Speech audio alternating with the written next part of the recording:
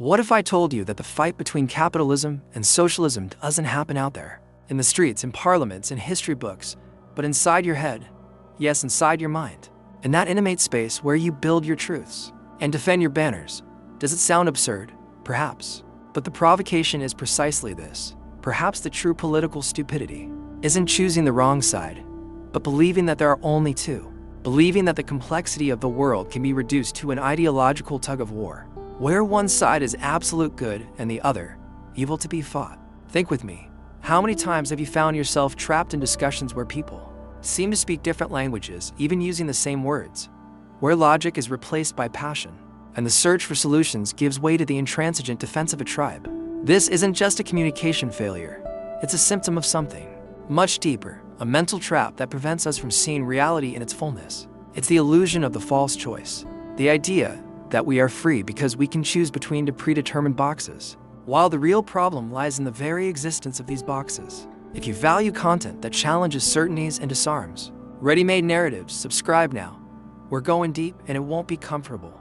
Activate the bell to not miss the next reflections, because what we're about to explore here requires an open mind and the courage to question even what you consider unshakable. Let's embark together on this journey of deconstruction and, who knows, a new way of thinking. History is full of examples that debunk the simplicity of dichotomies. People who, at some point in their lives, were fervent defenders of one ideology and then suddenly migrated to the opposite extreme. We know former Marxists who became ultra-liberals, and former capitalists who embraced socialism with the same passion. We're not talking about opportunism, but about a search, often painful, for answers that the previous box didn't offer. The writer Arthur Koestler, for example, was a staunch communist before becoming disillusioned with Stalinism and turning into a fierce critic of totalitarianism, exposing the fallacy of blind faith in any system. His journey, and that of many others, reveals that the human mind is more complex than any ideological label. And what about countries? Norway, for instance, is often cited as a success model. It's a capitalist country with a robust market economy, but it has a very strong welfare state, with high-quality public health and education and an enviable income distribution. Its sovereign wealth fund, fueled by oil exploration, is one of the largest in the world and is managed with a long-term vision to benefit all generations. Where does it fit into the capitalism versus socialism dichotomy? It challenges this simplification, showing that it's possible to combine market dynamism with social solidarity. Look at today's companies. How many of them exploit progressive values as marketing, embracing social and environmental causes, while operating under a relentless profit logic, sometimes with questionable practices? Conscious capitalism, or ESG, environmental, social, and governance, are movements that seek to reconcile profit with purpose, but they can also be appropriated as mere facades. Similarly, countries that call themselves communist or socialist operate with strong market elements, like China, which is a global capitalist power, but under the control of a single party. Reality is fluid, hybrid, and refuses to fit into rigid boxes. And most surprisingly, the majority of people defend ideas that, if analyzed coldly, belong to the other side without even realizing it. How many declare themselves capitalist, but advocate for free, high-quality public health care or a robust social security system? How many call themselves socialist, but dream of owning their own business, accumulating assets, and having individual freedom to choose where to live and what to consume? This cognitive dissonance is proof that our minds, in their essence, seek what is good and just, regardless of the ideological label. The problem isn't what we want, but how we are conditioned to think about what we want. To understand this trap of the false choice, we need to turn to a thinker who dedicated his life to unmasking the illusions of modern society. Herbert Marcuse, a prominent member of the Frankfurt School, a group of German intellectuals who in the 20th century developed a profound critique of mass culture, industrial society, and mechanisms of social control. Marcuse, in his seminal work One-Dimensional Man, argued that modern societies, especially advanced capitalist ones, create a more subtle and dangerous form of domination than overt tyrannies. His central thesis is that advanced industrial society absorbs and neutralizes any form of opposition or rebellion. It does this not through brute force, but through integration. It offers us an illusion of freedom and choice, but within a system that has already predetermined the limits of what is acceptable to think or desire.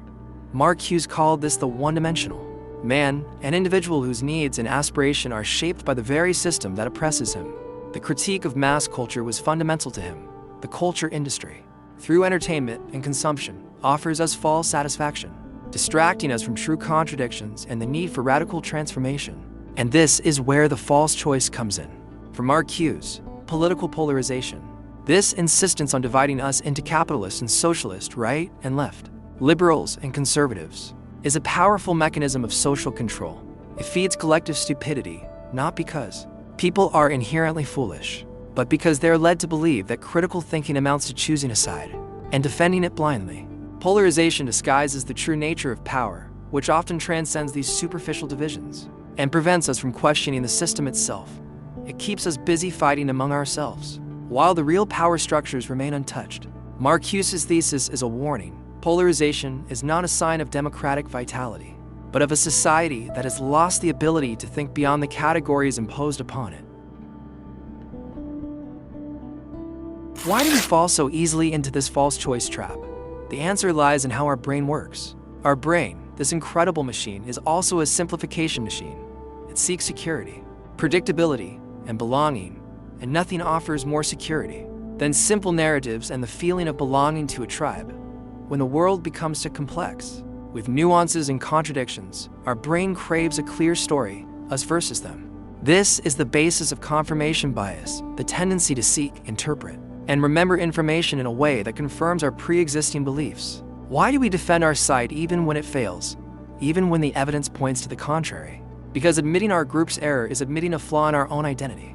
It's shaking the security of our tribe. The tribal mind is a deep anthropological and psychological phenomenon.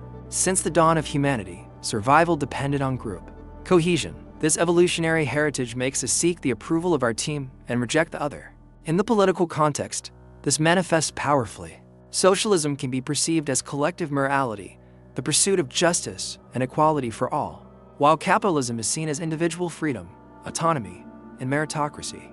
Both are powerful narratives with emotional and ethical appeal. The problem arises when these narratives are hijacked by institutional interest, by political parties, by large corporations, or by power groups that use them to manipulate public opinion and maintain the status quo. The neuroscience of polarization gives us even more fascinating clues. When we defend our ideological beliefs, especially in a heated debate, our brain releases dopamine, the neurotransmitter of pleasure and reward. We feel pleasure in winning an argument and reinforcing our tribal identity. Furthermore, the feeling of belonging to a group gives us an illusion of moral superiority. We believe that our side is the side of truth, justice, intelligence, and the other side is that of ignorance, evil, stupidity. This is a dangerous trap, as it prevents us from listening, learning, and evolving. Polarization is not just a matter of ideas. It's a matter of brain chemistry and deep psychological needs that are exploited and manipulated. If up to this point you felt that good discomfort of someone rethinking everything, that unease that precedes a new understanding, then we're on the right track. This isn't a video to give you ready answers, but to ask you the right questions. It's to invite you to look inward and outward, and to question the narratives imposed upon us. Leave your like if this content made you think differently. Your support is fundamental, so that more people can access this reflection. And share this video with someone who isn't afraid to reflect, with someone who is tired of empty arguments and seeks a deeper understanding of the world.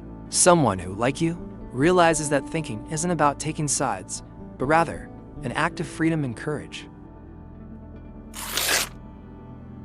History shows us that totalitarianisms, both right and left, were born from the same root: the inability to question one's own group, the blind adherence to an ideology that promised all the answers. Whether fascism, Nazism, or Stalinism, all of them fed on polarization, the demonization of the other, and the demand for absolute loyalty. Joseph Stalin in the Soviet Union and Senator Joseph McCarthy in the United States, although in opposing ideological contexts, used fear and moralism to generate blind obedience. Stalin purged anyone who dared to question the party line, while McCarthy hunted communists with a hysteria that destroyed lives and careers. Both cultivated ignorance and distrust, transforming society into a battlefield where independent thought was seen as treason. Systemic stupidity is not an accident. It is a mechanism of power. Ignorance is cultivated by both sides of polarization because it serves the interest of those in control. If people are busy fighting among themselves about who is more capitalist or more socialist, they are not questioning the power structures that benefit from this division. They are not realizing that often the interest of big capitalists and big state bureaucrats align in maintaining a system that favors them regardless of ideological rhetoric. When everything becomes a team, thinking becomes treason. Questioning the leader, the party, the ideology is seen as an act of disloyalty. Complexity is replaced by slogans, empathy by anger, and dialogue by accusation. It is in this environment that fake news thrives, because it doesn't need to be true. It just needs to confirm what our side already believes and demonize the other. It is in this environment that moral crises deepen, because ethics are relativized. In the name of ideological victory, the real threat is not a specific ideology, but the mentality that prevents us from seeing beyond it. That traps us in a war of narratives where the only victim is truth and the ability to build a common future. Faced with this scenario, the question that arises is, how can we escape this trap? The answer begins at the individual level. The first and most important practice is what we can call liminal thinking. Liminal means being on the threshold, on the border, between the states. Refuse the comfort of certainty. Embrace doubt, ambiguity. Understand that great truths rarely fit into a single box. Allow yourself to inhabit the space between ideologies where the complexity of the world can be seen without the distorted lenses of polarization. Listen to arguments that challenge your ideology without reactivity. Don't listen to respond, but to understand. Try, for a moment, to walk in the shoes of the other side and understand where their concerns, their fears, their hopes come from. This doesn't mean agreeing, but it means recognizing the humanity and complexity behind each position. Always ask, does this idea liberate me or box me in? A truly liberating idea expands your mind, opens new possibilities, invites you to question. An idea that boxes you and gives you all the ready answers, tells you what to think and how to act, and forbids you from questioning. Follow profiles with opposing views on social media. Read books and articles by authors with whom you fundamentally disagree. Not to convert, but to understand the logic behind their arguments. Right to disagree, not to win. The goal of a debate is not to annihilate the opponent, but to refine one's own thinking and perhaps find common ground. True strength is not in having all the answers, but in having the courage to ask the right questions, even if they shake your own convictions. It's a solitary path, but it's the only one that leads to true intellectual freedom. Individual solutions are crucial, but not sufficient. We need systemic changes that disarm the mechanisms of polarization. Education is the foundation of everything. We need to teach how to think, not how to repeat ideologies. Schools and universities should be spaces for critical debate, where students are encouraged to question, to analyze different perspectives, to develop autonomous thinking, instead of being indoctrinated into a single worldview. True education is not about memorizing facts, but about learning to learn, to discern, to argue, and to build knowledge. Social media algorithms are one of the biggest drivers of polarization. They are designed to keep us engaged, and anger and indignation are highly engaging emotions. We need algorithms that do not reward polarization and anger, but that promote dialogue, diversity of ideas, and empathy. This requires a serious discussion about the responsibility of platforms and the need for regulation that prioritizes social well-being over profit at any cost. We need to value real debate, not theatrical militancy. The public space, whether in the media, politics, or social networks, has been transformed into a stage where people perform for their own bubble. Instead of dialoguing with the other, we need to rescue the art of rhetoric, of argumentation based on facts and logic, and not on personal attacks and misinformation.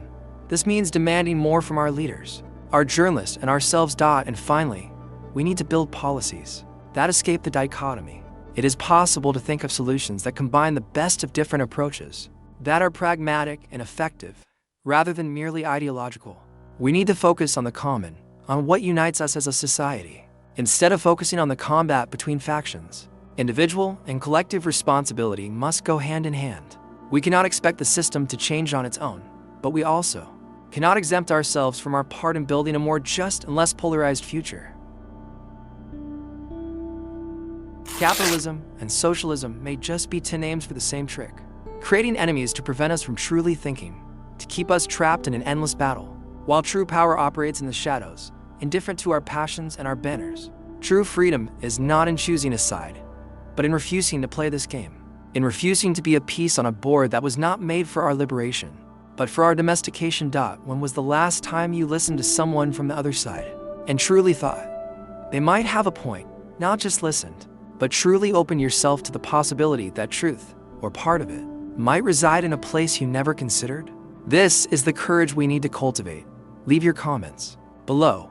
Share your experience, your reflection. What idea are you willing to question this week? What certainty are you ready to deconstruct? And if this video awakened you, if it took you out of your comfort zone and made you see a new horizon, share it. Share it with those who also need to hear this. Because resisting stupidity requires courage. It requires constant vigilance against the traps of the mind and the manipulations of power. And consciousness has never been a team. It's a solitary journey that we decide to share. This is how we resist, together, thinking.